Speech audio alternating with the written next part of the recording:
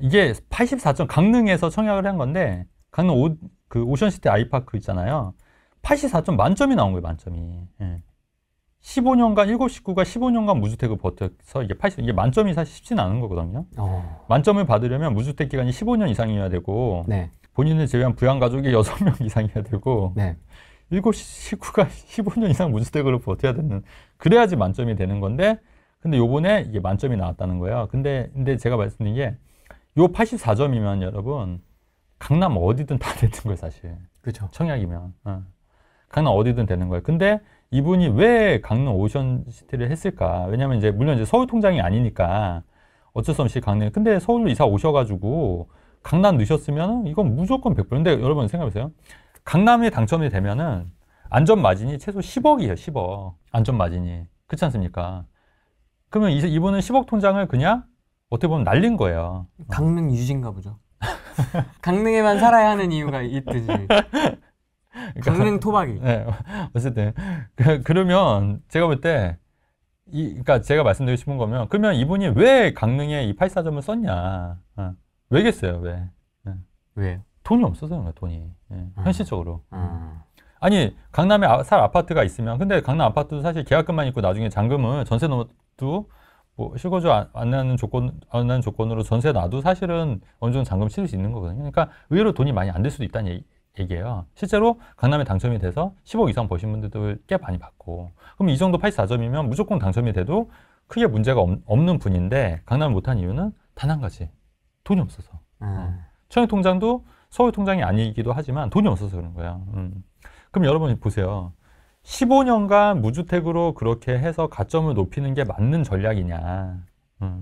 아니면 저처럼 청약통장을 계속 활용해서 당첨을 하는 게 전략이냐. 한번 생각을 해보시라는 얘기예요, 여러분. 생각을. 그러니까 여러분 그 청약통장은 아끼다 똥 되는 거예요, 아끼다. 그냥. 아끼다 똥 되는 거예요. 그건 아닌 것 같다는 얘기예요. 중요한 거는 돈이에요, 돈, 여러분. 돈만 있으면 강남이고 어디건 살 수가 있는 거예요. 그러니까 여러분들 생각이 좀 완전히 다 잘못됐다니까. 아까 그 선배 얘기도 한 게 뭐냐면 10년 동안 그분은 청약통장을 아끼는 거예요, 계속. 당첨되려고. 근데 돈이 안 되는 거잖아요, 돈이.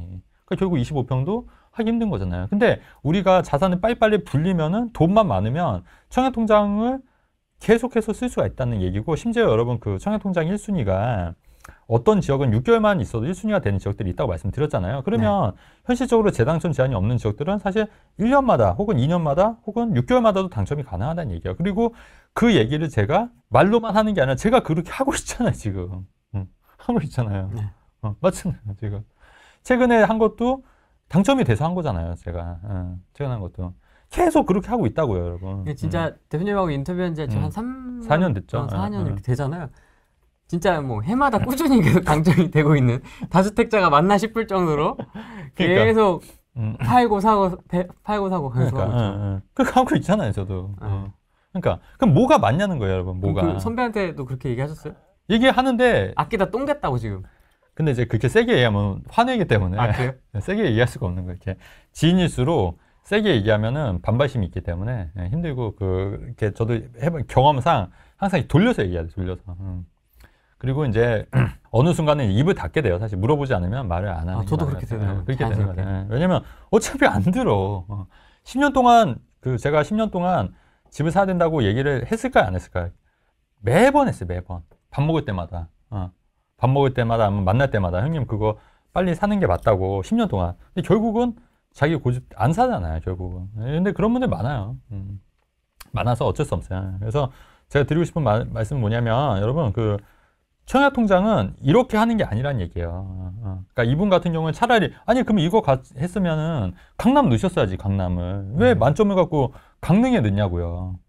이건 아니다. 만점자들끼리 비교를 해보니까 딱 답이 나오네요. 자 보세요, 여러분. 흑석 리버파크 자이. 네, 그나마 이런 건 좀 나요. 레미안 원베일리. 네네. 그죠? 그렇죠. 내교역 프로지오 에스케이프 이런 거 다 가능했다는 거네요. 네, 그럼요. 이런 것들이. 만점이면 무조건 되는 거예요, 무조건. 리더스원도 있었고. 그러니까 그게 돈 때문에 돈, 자금이. 그러니까 중요한 건 청약통장이 아니다. 돈이다, 돈. 맞지 않습니까? 그 돈만 있으면 그냥 재건축 조합원 입주권 사도 되는 거예요, 사실은. 돈이다. 그래서 이런 거는 여러분들도 좀 참고하시면 괜찮을 것 같아요. 대표님 능력자라고 세게 얘기해달라고. 어떤 거요? 세게 좀 얘기해달래요. 누구한테요? 시청자분들한테. 전 그 사람이 아니어서. 그 사람이. 아니, 근데 저도 물론 뭐 매번 다 성공하는 것도 아니고, 저도 실수도 많이 하고, 네.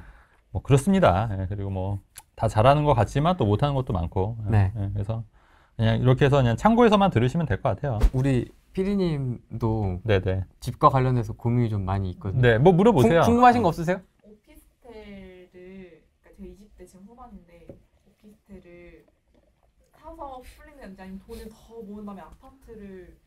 당연히 아파트로 가야죠. 아, 네, 네. 지금 질문하신 게 네. 오피스텔을 소액이라도 투자해서 네, 소액 월세를 받는 게 맞냐, 맞는 아파트를 투자를 좀 기다렸다가 그냥 더 돈을 모은 다음에 저축한 다음에 하는 게 나은지. 만약에 오피스텔을 하잖아요? 그럼 내 짝 나는 거야.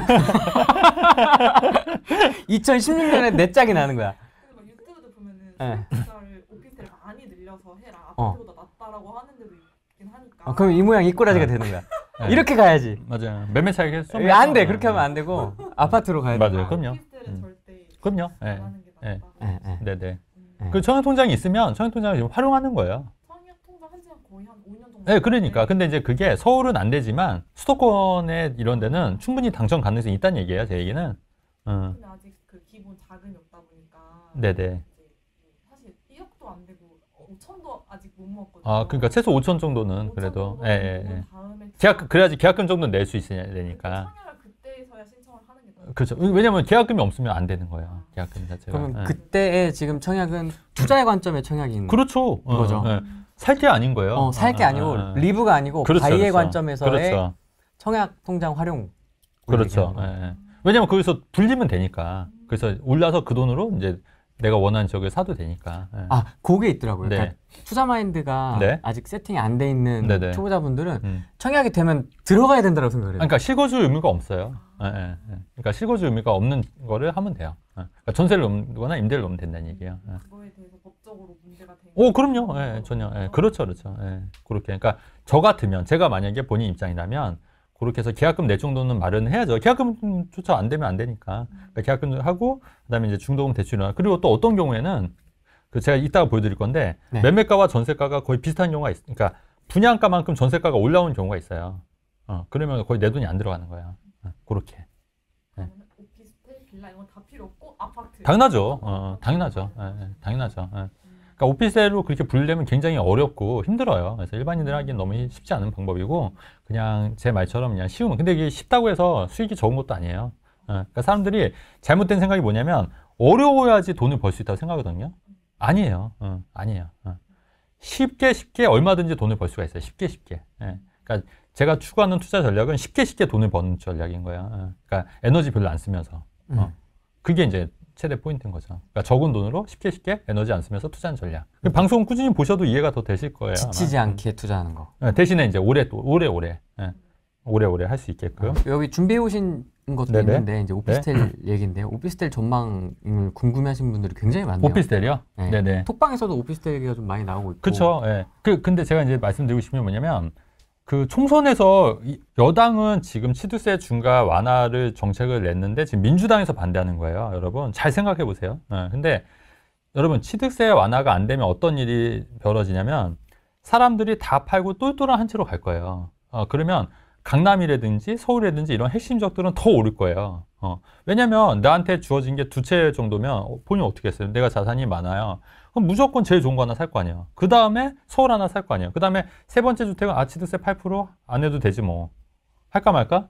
충분히 되는 거잖아요. 그러면 오히려 지방이나 수도권은 점점 더 지방 같은 경우는 더 밀리는 거예요, 이게 한참. 그래서 요거는 빨리 풀어주거나 없애야 되는 거예요, 취득세 중과도. 그 다음에 우리가 양도세 중과도 지금 어느 정도 풀어졌지만 양도세 중과도 만약에 중과가 되면 다주택자들 입장에서는 계속 똘똘한 채로 가는 거예요. 그러면 강남 상구만 계속 또 유리해지는 거예요.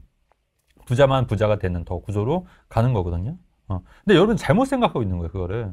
그러니까 그거를 그러면 어떻게 하려면 총선에서 이기고 그걸 이슈화 되려면 빨리 이거를 풀어줘야 되는 게 맞아요, 쟤는. 궁극적으로. 그래서 우리가 전 정권 때 민주당이 집권을 했을 때 오히려 집값이 오른 이유도 이런 잘못된 정책들로 인해서 집값이 오른 부분도 정말 컸단 말이에요, 오히려. 그러니까 여러분들 그런 거를 잘 판단하셔서 이 정치자들이 이거를 보고 있다고 하면은 빨리 이거를 이슈화해서 취득세 중과 완화해야 되고, 양도세는 어차피 내년 5월까지 한시적으로 유예한 것도 이것도 양도세 중과도 없애야 되고, 그 다음에 세 번째 뭐냐면 오피스텔도 주택수에서 빨리 제외해야 돼. 왜냐면 여러분 그 오피스텔 주택수가 있으니까 건설사들이 오피스텔을 안 줘요, 이제. 왜 줘요, 그거를? 안 팔리는데 누가 짓냐고요. 우리 집 않는데.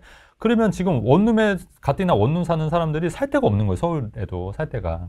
그러면 이제 주거율은 올라가고 월세는 어떻게 돼 있어요, 그러면? 계속 올라가는 거예요. 지금 원룸 월세도 지금 제가 갖고 있는 것도 매매 가격은 별로 안 올랐는데 월세는 계속 오르고 있거든요, 월세는. 그렇게 되니까 공급이 없으니까 당연히 오를 수밖에 없는 거예요. 그래서 이게 그것도 빨리 오피스텔도 주택수에서 빠져야 되는 게 맞다고 봐요. 그게 정책적으로도 맞고 또 이게 서민들을 위한 제도인 거예요. 이게 언뜻 보면 이게 그 부자들한테 안 좋은 정책 같지만 아니라고요. 이게 사실은 오히려 서민들한테 더 유리한 정책인 거예요. 여러분들이 그 이면을 들여다보면은. 그렇기 때문에 이거는 빨리 그렇게 해야 된다.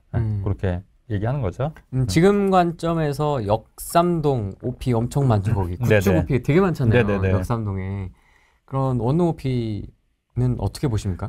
안 그래도 지금 저희 지인분도 그렇게 하셨는데 저는 좀 반대 입장이에요. 네. 근데 제가 이렇게 말씀 안 드렸던 이유가 이제 이미 이분은 가계약금을 넣으셨기 때문에. 근데 가계약금은 넣었는데 제가 얘기해서 가계약금 포기하는 건 또 되게 힘든 얘기예요. 근데 그럴 경우에는 그냥 보수적으로 얘기를 하는데 사실 심리적으로는 저는 안 한다. 안 할 것 같아요. 왜냐면은 오피스텔이 물론 이제 뭐 그 땅 지분이 뭐 3평 정도 있는 건 맞는데 그거를 이제 하려면 그걸 또 재건축해야 되고 그랬을 때 이제 그게 되는 거지. 근데 사실 오피스텔이 그렇게 재건축 단독으로 되는 것도 쉽지 않을 뿐더러 그래서 이게 사실 그건 별로 의미가 없다고 봐요. 그래서 역삼동에 있는 오피스텔도 그냥 월세 받기용 혹은 내가 사무실로 내가 직접 쓰겠다 이런 목적이 아니면 투자적 관점에서 저는 하지 않는다. 이렇게 말씀드리는 겁니다. 그러니까 상업지 재건축을 보고 투자하는 거는 좀 바람직한 건 아닌 것 같다. 그렇죠. 근데 상업지 재건축이 쉽지가 않으니까. 그러니까 만약에 그게 진짜 이렇게 모아서 되면 모르겠는데 그게 또 쉽지가 않으니까. 그러니까 어떻게 보면은 이것도 빌라 하는 거랑 똑같죠, 뭐. 네, 후쿠오카 때 혹시 저 아시는 분 아니겠죠? 맞는 것 같아요. 좀 익숙한데요, 닉네임이. 아, 그런가? 그럼 또 얘기가 달라지는데. 아니, 왜냐면 또, 그래서 상황에 맞게 좀 이렇게 맞춰드려야 돼요. 이렇게 세게, 그러니까 뭐냐면, 본질은 똑같은데, 강도를 세게 하는 거랑 약간 약하게 하는 것도 다른 거예요. 그러니까, 너 파세요, 이거보다, 파는 게 조금 더 유리하겠습니다. 이렇게 말씀드리는 게 서로 기분이 좋은 거잖아요. 그럼 궁극적으로는 빨리 털어라. 그렇지. 결론 그거야. 하지 말거나 털어라. 그 말인데, 그래, 이거 안 좋으니까 파세요. 그러면 기분 좋겠어요, 안 좋겠어요? 안 좋지. 그러니까, 이거는 나쁘진 않은데, 좀 처분하는 게 그래도 궁극적으로 낫겠습니다. 이렇게 돌려서 얘기하는 거죠. 아니, 대표님, 저는 강남 OP, 원룸 OP, 갭 500에, 갭 1000에 맞춰서 세팅할 건데요. 그러니까 친하면 아이씨 하지 마 이렇게 할 텐데 그 약간 조심스러운 사이면은 그것도 이제 좀 조심해야 되는 부분이 있다. 그렇기 때문에 그거는 좀 아닌 것 같다. 이렇게 얘기를 하는 거죠. 그렇게 돌려서 얘기를 해야죠. 굉장히 유하게 말씀하시네요. 그럼요. 왜냐면 투자 안 했다고 다행이시네. 그럼 세게 해도 되잖아요. 그래. 하지 마세요.